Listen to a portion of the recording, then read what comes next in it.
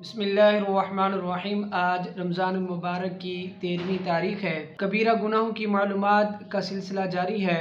آج ہم جس کبیرہ گناہ کے حوالے سے سنیں گے وہ ہے مرد کا عورت کی طرح وضع اختیار کرنا اور عورت کا مرد کی طرح وضع اختیار کرنا، یعنی جو بظاہر انسان کی لک ہے وہ کسی اپوزٹ جینڈر کی طرح اختیار کرنا۔ تو یاد رکھیں کہ مرد کا عورت کی طرح لک اختیار کرنا یہ کبیرہ گناہ ہے، اسی طرح عورت کا مردوں کی طرح بظاہر صورت اختیار کرنا یہ بھی کبیرہ گناہ ہے۔ نبی کریم صلی اللہ تعالیٰ علیہ وسلم نے ارشاد فرمایا، بخاری شریف کی حدیث ہے، حضرت سیدنا ابن عباس رضی اللہ تعالیٰ عنہما ارشاد فرماتے ہیں، رسول پاک صلی اللہ تعالیٰ علیہ وسلم نے عورت جیسی وضع بنانے والے مردوں اور مردانی وضع اختیار کرنے والی عورتوں پر لعنت فرمائی ہے۔ اسی طرح ایک اور حدیث ہے، نبی کریم صلی اللہ تعالیٰ علیہ وسلم نے فرمایا، اللہ عز و جل نے مردانی وضع اختیار کرنے والی عورتوں پر لعنت فرمائی ہے۔ حضرت ابو ہریرہ رضی اللہ تعالیٰ عنہ نے بیان فرمایا،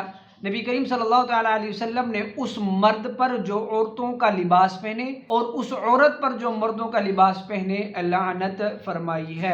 اب ان عورتوں کو اس حوالے سے سوچنا چاہیے جو مردوں جیسی کٹنگ کرواتی ہیں، کندھوں سے چھوٹے بال کروا لینا، اسی طرح مردوں جیسے لباس پہننا جیسے پینٹ شرٹ ہے، مردانہ جوتے پہننا، اسی طرح جو مرد ہیں وہ خواتین جیسے بال رکھتے ہیں تو کندھوں سے نیچے جو بال رکھنا یہ مرد کے لیے حرام ہے۔ اس طرح کندھوں کے نیچے بال رکھنا یہ عورتوں سے مشابہت ہے، عورتوں کی طرح رکھنا ہے تو یہ بھی مردوں کے لیے حرام ہے۔ خواتین جیسا لباس پہننا، خواتین کا جوتا پہننا، تو اس طرح کی چیزوں کی ممانعت آئی ہے، اور ایسے شخص پر اور ایسی عورت پر جو اپنے اپوزٹ جینڈر کی طرح وضع اختیار کرے، صورت اختیار کرے، اس پر لعنت فرمائی گئی ہے، اس سے بچنا چاہیے۔ اسی طرح بعض چھوٹی بچیوں کو اس طرح کی کٹنگ کروانے میں بھی احتیاط کرنی چاہیے، اس طرح کے کپڑے پہنانے میں بھی احتیاط کرنی چاہیے جو لڑکوں کی مشابہت رکھتے ہوں۔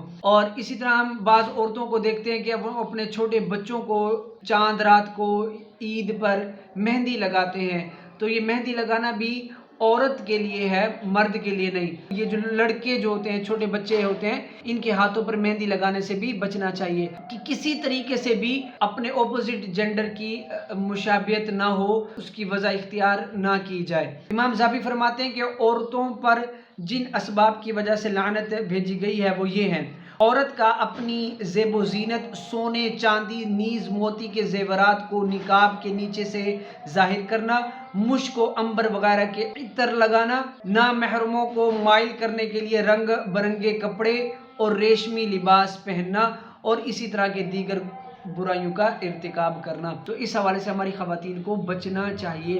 اللہ تعالیٰ سے دعا ہے کہ اللہ تعالیٰ ہمیں کبیرہ گناہوں سے بچنے کی توفیق عطا فرمائے، آمین، جزاک اللہ۔